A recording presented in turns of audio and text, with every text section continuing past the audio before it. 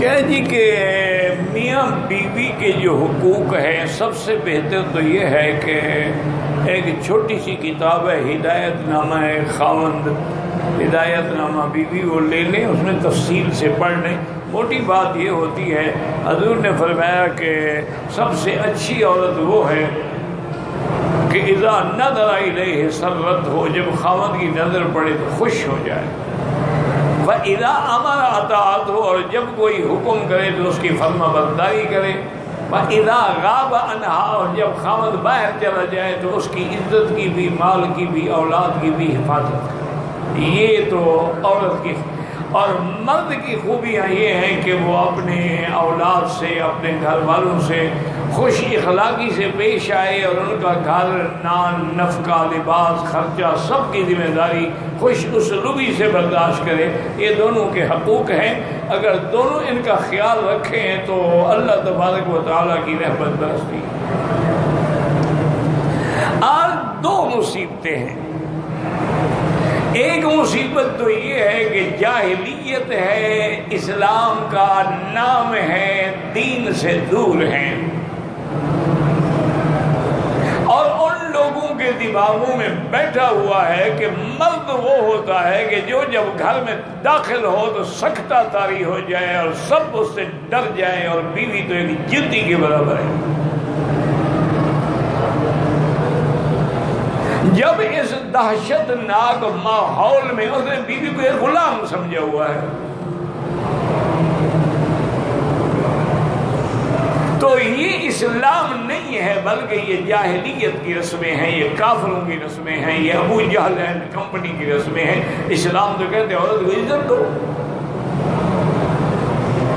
دیکھا نہیں کہ حضور پاک بی بی صفیہ آپ اعتکاف میں تھے، مسجد میں زیارت کے لیے آئیں، حضور خود اٹھ کے اس کو مسجد کے کنارے تک چھوڑنے گئے۔ تو یہ مقام تھا عورت کا۔ حضور علیحدگی میں جب سفر ہوتا اور کوئی نہ ہوتا، بی بی عائشہ کے ساتھ دوڑ بھی لگاتے تھے، کیا وہ دوڑیں مقابلہ کریں کون زیادہ جلدی دوڑتا ہے، خوش کرنے کے لیے انہیں دوڑنے کی کیا ضرورت تھی۔ حضور صلی اللہ علیہ وسلم اپنی توفیق کے مطابق سارے سال کا خرچہ جو ہے بیویوں کو دے دیتے تھے۔ روزانہ ہر بیوی کے گھر میں تشریف لے جاتے تھے، عصر کے بعد 5 منٹ 10 منٹ 5، تاکہ سب کی خیریت پوچھ لیں، بات چیت کرنے، اور پھر رات وہاں گزارتے تھے جس کی باری ہوتی تھی۔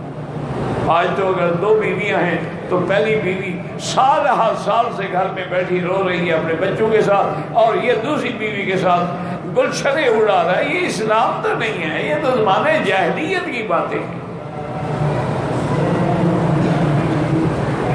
یہ تو جب قیامت کا دن ہوگا نا، پھر تمہیں پتہ لگے گا کہ بھی ایک بیوی کے حقوق ادا نہ کرنے کی سزا کیا ہے۔ حضور نے فرمایا کہ فالج زندہ اٹھے گا قبر سے، ایک حصہ اس کا مارا ہوا ہوگا، تاکہ محشر والوں کو اندازہ ہو جائے کہ اس نے بیوی سے عدل نہیں کیا۔ اور قرآن نے باقاعدہ وضاحت کی ہے کہ 4 شادیاں کر سکتے ہو، یعنی یہ حکم نہیں کہ کرو، کر سکتے ہو۔ فَإِنْ خِفْتُمْ أَلَّا تَعْدِلُوا، اگر خطرہ ہو عدل نہیں کر سکو گے تو بس ایک سے گزار دو، لیکن ایک کو بھی بیوی سمجھو، نکرانی تو نہ سمجھو۔ تم اگر اسے نکرانی سمجھو گے نا، وہ بھی تمہیں وحشی جانور سمجھے گی، شوہر نہیں سمجھے گی، یاد رکھو ہمیں۔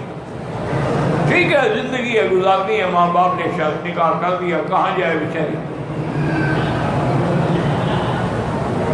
اللہ تبارک و تعالیٰ سے دعا کرے۔ اور یہ سب سے بڑا فتنہ ہے کہ جس گھر میں سکون برباد ہو جائے، آرام نہ ہو، چین نہ ہو، وہ گھر تو نہ ہوا، وہ جہنم ہوا نا۔ اگر تمہاری اصلاح نہیں ہو سکتی ہے تو کسی اور عورت سے شادی کر لو، اس کو طلاق دے دو، وہ بیچاری اپنا کوئی دوسرا۔ اچھا، اور اس کا نقصان یہی ہوتا ہے کہ ہم شادی سے پہلے استخارہ نہیں کرتے۔ اگر استخارہ کر کے اللہ سے پوچھ لیں، اللہ کا حکم مان لیں، تو کبھی بھی پریشانی نہیں ہوگی۔